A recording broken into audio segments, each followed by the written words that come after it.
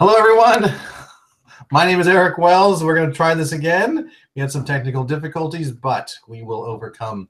I am with the NextGen Genealogy Network. I'm the education coordinator, and I'm also my company is Legacy Left Right, and genealogist with them.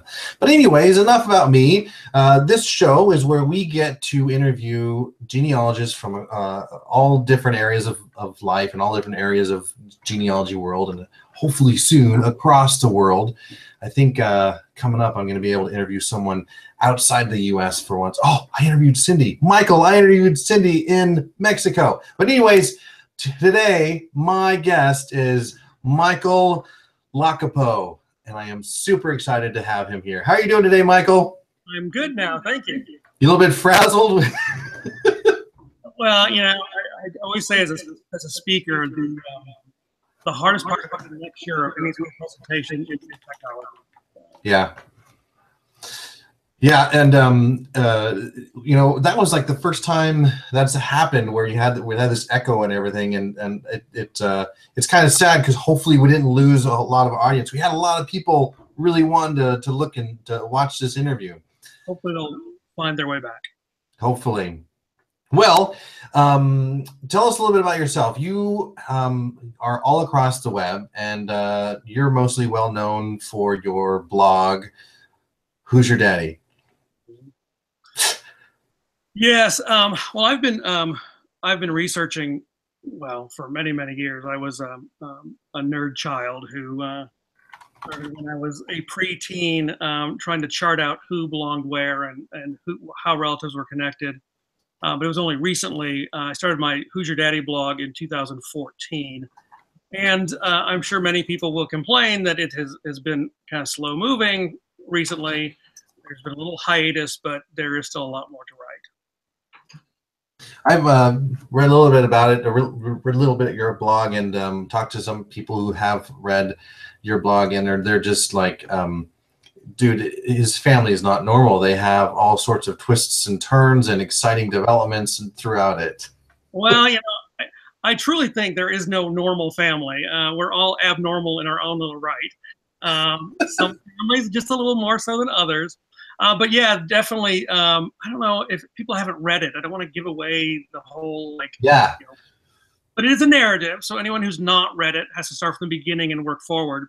And at the time I was writing it, it was fairly close to real time as things were going on. So the twists and turns and the crazy plot twists were all occurring as I was writing. So they were not planned, they were not contrived. It was just how it came about. And there's more to write. And I know I've said it before, those people who read the blog and are dedicated to the story, I know they're frustrated. I am too. It's just there's a lot different tone now, and a lot of things I have to take into consideration before I move forward. But I will move forward. So there's a promise there. One of these days, you've heard it here probably a million times. You will move forward. I get starts. I don't want to call them false starts, but I start on something and I go down a pathway. I'm like, oh, I need to reel it back and do this. And so it's maybe a little writer's block, maybe it's change of tone. It'll be worth the wait. How's that? Now, what is your age range? Like, you don't have to tell me your exact age if you don't want, but you know what, between 30 and 50 at least? Well, let's just say, how about I'm probably not qualified to be next gen, and I'm not last gen anymore yet, so you can call me Jen. Hey, Jen. I just turned 50. You did? Yeah. You don't look a day over 49. Oh, bless your heart. When did you first start researching genealogy? Like, what was your impetus? Well, like I mentioned, I grew up mostly around my mother's family, and my mother was raised an only child. So it's not like I had cousins to play with. And when we had family events, it was usually my grandparents and my grandmother's two childless sisters, so my two great aunts. And they were always part of every event, every holiday. But if there was a big holiday, then sometimes the great aunts would show up, like these 90-year-old women from Kentucky who would tell these great stories. And I didn't feel as a child, I wasn't bored by that. I was fascinated. But I would go home and I would ask my mother, okay, how is Aunt Zelma related to me? It's like, well, that's your great grandmother's sister. Well, where's my great grandmother? Well, she's dead. Well, when did she die? I don't know. Sometime in the 20s when an outhouse blew over on her. I'm like, wait a second. And so I was making charts. I was making these family trees like when I was 10 years old. And when I was 13, I went to the library and I found a book on beginning genealogy. And that was when I realized there was a name for what I was already doing. So I became the junior high student who, my mother would pick me up from school at 3 o'clock, and I'd be like, oh, the health department's open till 4:30. Can we go get a couple death certificates? I was that kid. So it's been a part of my life from the very beginning.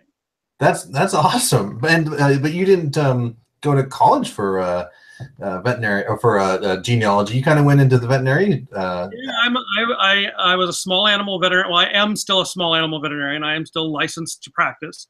But I got my doctorate in 1991, and I practiced medicine in Granger, Indiana, as a small animal clinician in a very busy practice until 2013, and then I quit. I retired. I don't know what I tell people I'm a retired veterinarian, but it makes me sound like I'm old. So yeah. I am a non-practicing veterinarian, and this is what I do full time, and I have no regrets.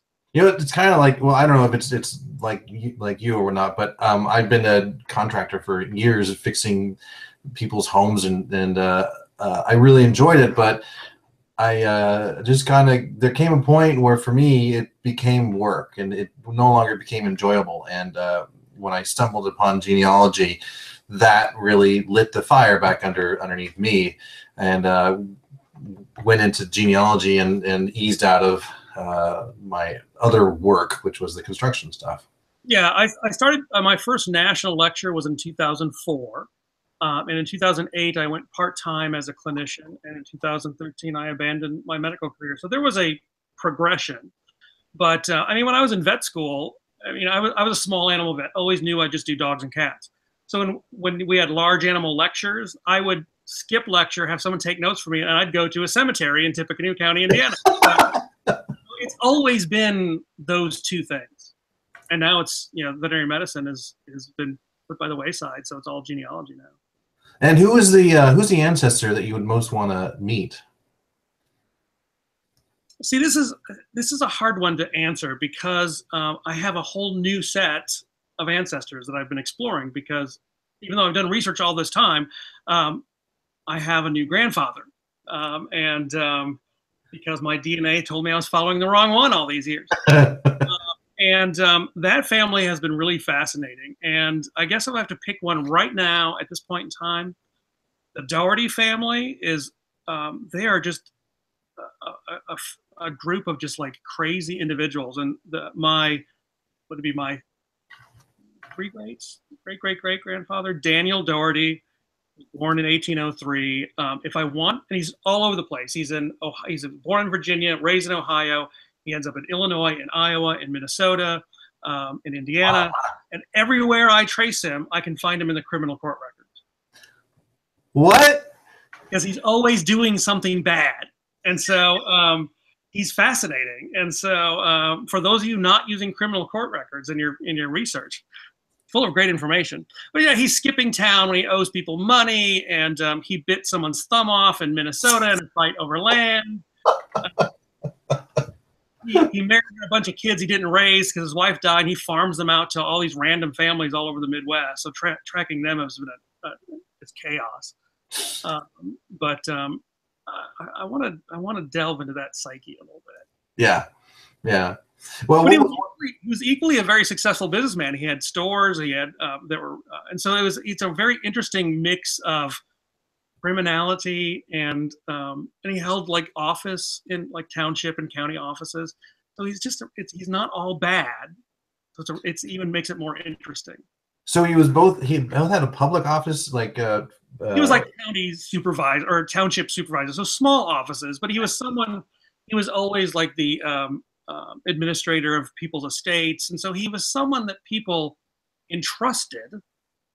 but he's also biting off people's thumbs and giving away children and skipping out on debts and getting into fights. And so it's a really weird juxtaposition of personalities. So I kind of have a similar ancestor. I run across him. He's my great grandfather. He works at the USPS, the post office down in San Diego area, and he shows up in the newspaper as being charged with rifling through packages looking for money. And he's in this, you're supposed to trust your post service. So he gets slapped on the hand, and then like 10 years later, he shows up at working for the border or the customs office, or letting people through Mexico-California border. And they find out that he's in cahoots with two other folks, and he's letting alcohol. This is in the 1920s, letting alcohol from Mexico come into California.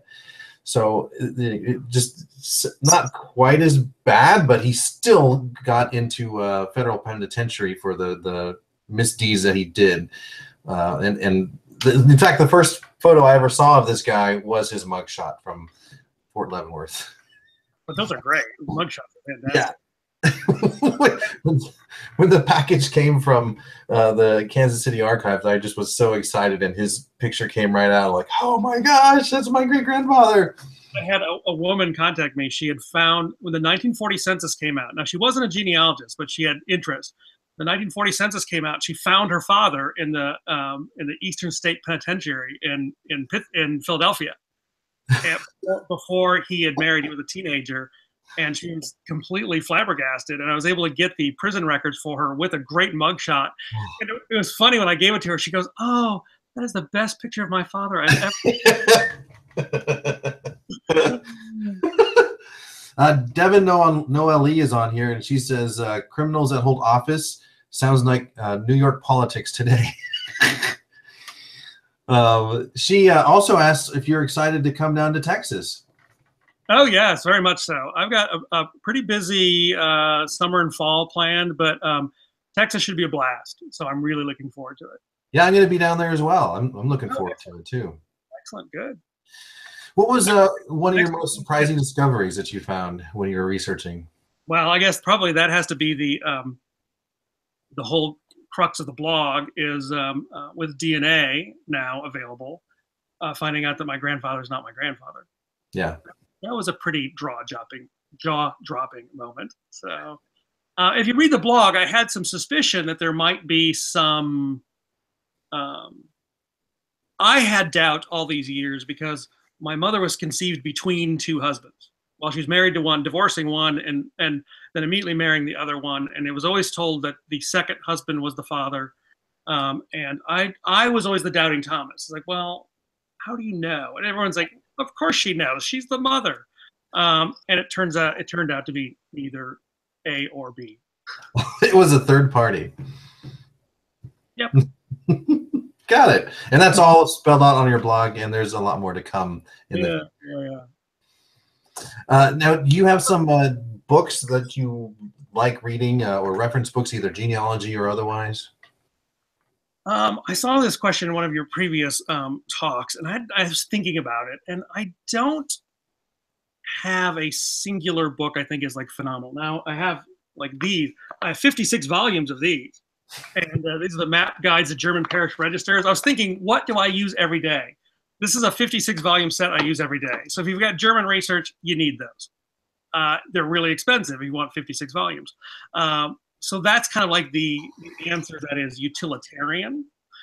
But for me, and if anyone who's heard me lecture knows I'm going to say this, is I think social history is really important. So my library, and I'm a book whore, by the way. I love books. I have like my whole house is being taken over by them. But I have a huge part of my library that's all about social history. It's about the role of women in colonial Virginia, or marriage customs in 19th century Pennsylvania, or Pennsylvania foodways, food type things. And those things to me are fascinating because that brings your ancestor to life. Yeah. You understand how they lived and what certain things meant to them that have a completely different meaning to us today. And I think those are important books to have. And so when you're looking for your Irish ancestor that came to colonial Virginia, you're not looking at just the county probate record. You should be looking at Irish migration to Virginia in the 18th century, and what does that mean, and what motivated them, and why did they settle where they settled, and how did they buy land, and what was their neighborhood like, and who did they interact with? And to me, that stuff is important. What was the list of name of that 56 book volume? Map Guide to German Parish Registers. Map Guide to German Parish. Yeah, you don't read it because it's all just reference kind of stuff. But for anyone who does German research, and so beyond my blog, what I'm known for is mostly German, especially Pennsylvania German research. When you're using German church records, I'll be lecturing about this in Pittsburgh for those going to FGS. When you use German church records, you have to know what parish they belong to, and not every little town had a church. So you have to know what little town, what church the residents of what little town went to, and that can be, prior to this reference book, not an easy task to figure out. So I tend to do a lot of German work, so I'm always pulling these off the shelf. But that's my nerd answer. Now, Margaret Eves asked if you had a list of social history books anywhere, and that might be an actual easy blog post if you don't have one of those already. I do. I have a list because my social history, although I have from various time periods and various ethnicities and various types of things, since the bulk of my research is Pennsylvania German, I have a bibliography of Pennsylvania German books that I have and that I like. So I do have that. Got it. And where do you like researching? Like, what's your ideal place, your favorite place to just do some research? So I'm a big fan of manuscript collections. And a manuscript can be anything. It could be a store ledger. It could be letters. It could be diaries. It could be anything. And I think as genealogists, the bulk of us are not delving into those because they're the unknown. I always talk about knee-jerk records, like the probate records and the vital records, the stuff we know as genealogists to go to. But when you dig into manuscripts, you can find all sorts of amazing things, and that's where the good stuff is. That's the stuff that's going to break down the brick walls, to overuse that euphemism. So when I go to I like archives because of that, and again because of my background, I've been to numerous state archives and numerous university archives, and the Pennsylvania State Archives is still by far the best place to do research. They just are they know their stuff, and they're really helpful, and they're really friendly. And archivists generally are, but you can walk into the Pennsylvania State Archives in Harrisburg, not know anything, and they'll set you on your track really well. Yeah. So those manuscripts and it's like letters or ledgers or something like that is kind of where you feel the real gold about who your ancestors were, where that lies. Well, yeah, because especially now, I mean, I have a love-hate relationship with the digital age. And so because of my age and because of when I started, I have a good base of research before the computer age and after. And there's so much stuff. I mean, you can only rehash the same information over and over and over again. If you've got all of John Smith's deeds and his will and his this and his tax records and whatnot, I mean, you really have, if you don't know where he belongs or who his parents are or where he came from, you have to dig into new stuff. And I see lots of people who keep fighting the same quandary. They're still working on the same problem, but they just keep pulling the same records over and over again. I mean, once you've deleted or depleted what's in the courthouse, you have to start looking for the unknown, the things that are going to be, lesser utilized, but still hold wonderful. What is the specific area of research that you like researching? Like, what do you feel like you're the most knowledgeable about in like Pennsylvania research or? Yeah, probably the Pennsylvania Germans. I did I taught the Pennsylvania course at GRIP a couple years, and then this coming year in January, I'm doing a Pennsylvania German course at SLIG in Salt Lake. And so that's kind of where my heart is, I guess. And I have an Italian surname. My father and my brother are so proud of being Italian, even though we're only 1/8 Italian. But that's how they self-identify. And I guess that's because they carry the surname. But for whatever reason, if you want to call it hokey, when I'm in southeastern Pennsylvania, in that area between Philadelphia and Harrisburg, I just feel at home, and I just connect with my Pennsylvania German ancestry. So that's kind of, where my knowledge base is. But being a typical American mutt, I've got Dutch in New York, I've got English in Virginia. My background covers lots of different areas and ethnicities, so I've been able to dabble at a lot of different things. But Pennsylvania is where I always end up. Got it. And is there other areas that you'd want to be more adept at that you're currently working on? Yes, because again, having new lines to work on, I now have found that I have New York Germans. I don't do research in New York. I've dabbled in it. I've had lines that trickle up into there, but I am not a New York expert. I am not New York savvy at all. So my next goal is to become more adept at New York research. Excuse me. Got it. And do you take? I assume you take on genealogy clients. If someone would call you up, and how long have you been doing that? Client work, well, it probably goes along with my speaking about 2004, which was all by accident. I was a full-time veterinarian. Oh, can you lecture? Sure. Hey, I'll pay you to find something for me. Okay. And so it was never a business plan until I decided in 2013 to do this full-time. Usually I have a website, and of course all the links are on the YouTube channel. But yeah, if people want to find me through for any of my blog, my Facebook page, or my website, and I just tell people, if you've got a problem you want me to help solve, tell me what you know, and I'll tell you if I can do it or not. So, but I'm doing a lot of speaking, so my client work has been a little bit more minimized these days. You're actually coming to my neck of the woods in a few weeks, so I'm kind of excited to actually see you again, because you and we first met up at Jamboree this year. Yeah. And we didn't really like each other, and we still kind of don't like each other very much. This is all a front. Yeah, it's pretty much. We should have heard the cussing and the the making fun of it before this even started. Yes, wow.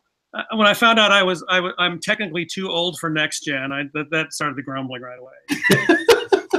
I should have not even contacted you. I don't know what I was thinking. I know. I should have lied about my age.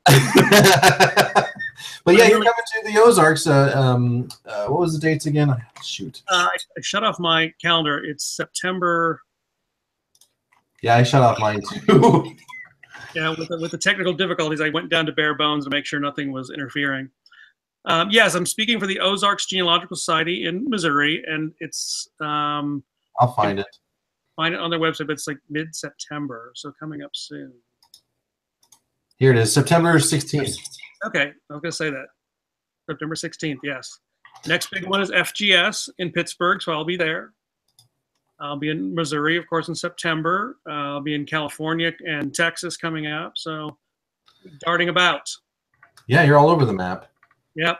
I finally have a functional website. For those people who visited my website, I think as of a few months ago, it had my 2012 lecture schedule on it because I had some glitches with passwords and getting into my site, but it's now updated, so my lecture schedule is now on my business website. And this is kind of just all you. You don't really have any assistants or anything that anybody. It's just all you. No, I've got 2 cats, and they won't do a damn bit of work. So I've seen what your cats could write, and it's along with the millions of monkeys with writing Shakespeare. Yeah. So yes, it's all me. I always thought I was a really good, motivated, energetic individual. I mean, when you're a veterinarian in a busy practice, I mean, you have to be on the ball, but you also have this enormous support staff. And when it's all up to me, I'm a time management moron. So I end up at the places I need to be, and I enjoy lecturing, and I enjoy teaching, and I enjoy researching. But yeah, it's all me, and sometimes that's a blessing, and sometimes that's a curse. Yeah. I've got a question here. Do you have any cautions that you'd recommend us against when we're studying social history and associating it with our relatives? No, I don't really think there are cautions. And actually, I think I give a whole lecture on incorporating social history into our research. And I talk about telling our ancestor story. And I use an example of someone who was born in 1689. And you're like, well, how can I even possibly tell a story of someone who lived in 1689? You can tell the story of your ancestor by extrapolating the life he probably led by reading social history. And so I think that, I mean, yeah, I think there's a certain amount of, I don't want to use the word hazard that they used. You can't say that your ancestor always lived the same life you're reading about, but because you had so few choices in life and because your life was dictated by geography and religion and all the things that you'll read about, I think it's a good representative sample of your ancestor's life. So I don't think it is a hazard to assume that you're reading about your ancestor in some cases. And then, of course, when the documents you find, you can actually add some nuance to it. But I tell people, read my blog, and that's not just a free plug. It's just like, I use the facts I learned with interviews through people who experienced the same kind of things and kind of was able to piece together the story of people I don't know. And so it's an example of how you can use literature, the words of others, to illustrate the life of your ancestor. And the social history is more than just country or continent-wise. There's even like specific state or even county social histories that are written about too. So yeah, I mean, social history can cover all sorts of demographics. It can cover religion. It can cover race. It can cover education. It can cover socioeconomics. I mean, we read about a lot of like, these a history book of like colonial Virginia, and you're reading about the planters who had the land and their tobacco, and our ancestors weren't those people. They were the ones who were like, renting or tenant farmers on a small farm. But that's what social history is. It's finding the niche that your ancestor fit in and then reading about it. If they're Mennonites in Pennsylvania, they're going to have a slightly different life than the Lutherans. And so, what describes them? And you can find a book about it. I mean, there's some good stuff out there. Awesome. And someone else asked, where would you kind of start with your manuscript research? Like, I imagine it's difficult to just say one way to do it, but what kind of recommendations do you have? Here's what I say about manuscripts. A manuscript is such a broad term, can encompass so many things. But a manuscript can be something you find in a collection at a state archive. It could be a regional archive. It could be a county archive. And so Aunt Betty's attic could be a manuscript collection if she's got, diaries and ledgers and things like that, pictures and things of that nature. So people get freaked out when they hear the word manuscript, but the one thing is that a lot of archives now online have finding aids. So you can search finding aids for locations, occupations, basic keywords. You're not always searching for your ancestor's name because manuscript collections aren't going to have that. For example, I found a store ledger in Hummelstown, Pennsylvania. And in that store ledger, well, one thing, there are a couple store ledgers I found. One store sold tombstones. So you've got people who are buying tombstones and they paid per engraving. So it tells who they're for. So you've got death records right there. Oh, wow. I have another store ledger that I was trying to prove a relationship. And right there in Friedrich Schlotterbeck's account was the sale of a bolt of cloth for his daughter Sabina's wedding. So, I mean, that's purely genealogical. And that's where the good stuff is. So you just have to dig. And sometimes finding aids are very broad. You may find a collection that's on, trans-Appalachian migration to Kentucky. And you're like, well, maybe that'll help me. Maybe it won't. But you won't know until you dig into the collection and find out what's there. And so finding aids, Archive Grid. If you've not been to Archive Grid, it's a website. It is a archive finding aid site. What's the archive? I'm writing this in the chat. Archive Grid. I don't know if it's. I think if you go to archivegrid.com or just Google Archive Grid, it is a beta site for WorldCat, but it is like an archival finding aid for archives all over the country, and maybe all over the world. I think it might be one. And so play with that. I can play the archive grid for hours. Got it. Well, I think that just about wraps up. Before we leave, do you have anything else you want to say or you want to bring up? I could talk all night. Yeah, well, we've got all night. When do we start? We got some. How long do these last? I don't know. I mean, anywhere between 20 and 40 minutes. It lasts until the viewers fall asleep. Now I feel like I'm put on the spot. No. I guess there's things that I have soapbox topics that usually come up in my lectures and things that I warn people about and things that I recommend people do. Manuscript collections are one of them. It's like, don't be afraid of delving into the unknown, because that's what it is. I mean, when we go to the courthouse, you're like, I'm going to the whatever probate court, and I'm going to get a will. I mean, you have a definitive plan.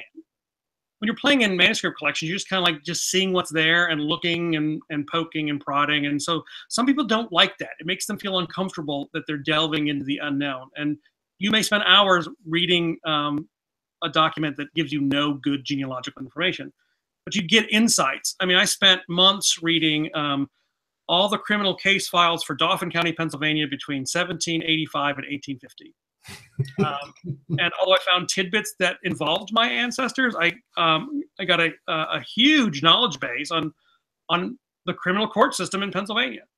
As an example, in that situation, bastardy was a criminal offense in Pennsylvania, not because it was a shameful act, but because someone had to pay for this child. Mm-hmm. And the mother obviously could not. She had no means of support for herself. So they dragged the mother to court, made her name the father, and then he was charged with raising this child. So I learned, and then taking this cross-section of bastardy cases and looking then in the census to see if this child born, did they take the mother's name? Did they take the father's name? There's no rhyme, no reason to it. So you often think that they're going to take one name or the other. You just don't know. Most bastardy cases, the parents did not marry afterwards. And we're talking about a time period between 1785 to 1850 where I didn't find like a few cases or a dozen cases or hundreds of cases. I found thousands of cases of bastardy. Oh, wow. And again, you go back to social history. Bastardy in 19th and 18th century Pennsylvania. What does that mean? It's not like tee-hee-hee, someone was naughty before marriage. I mean, it could be part of that, but there's a whole socioeconomic background to that as well. So it's kind of learning about record groups. It's learning about consequences that we don't have a grasp on in 21st century mind. And it's then knowing that, oh my God, this is so commonplace that I better make sure I'm dealing with the right family. Because it can look misleading when you find a family in a census. So I got off track there, but the point is that sometimes when you delve into a manuscript collection to look for one thing, you learn something else. So I just think they are really important collections that you can find anywhere. State archives and county archives and universities and historical societies and museums, etc. So think outside the box. That's one thing. And I guess if I had to say one thing that I tell all newbies is just always make sure you document, because we all started somewhere. And especially now with the internet, we grab that low-hanging fruit and we love all this new stuff we find. We never write down where we get it because that's the tedious part of being a genealogist. Yeah. And we all have a date in our database that's like, oh, so-and-so married September 3rd, 1812. And we have the damnedest idea where that came from because we didn't write it down. And that will set you apart from a casual hobbyist and a good genealogist. A good genealogist documents their data.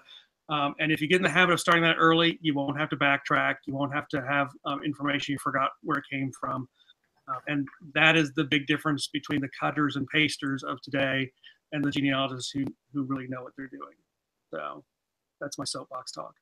Got it. Well, that's awesome advice. I love it. Okay.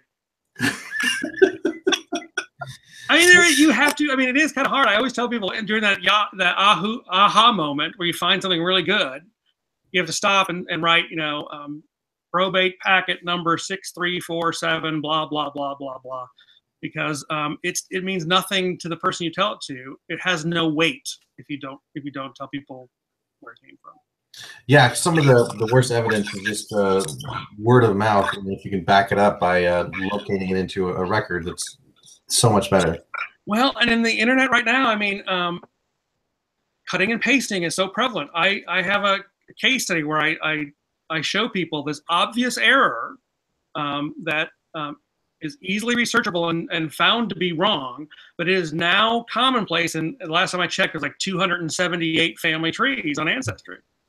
And so when you have 278 against one, everyone's going to believe the 278. And that's my love-hate relationship with the internet, is that you cannot ever take for granted something that's written online. And we want to find good stuff, but unless you can back it up and prove it, just because 278 people say it doesn't mean it's right.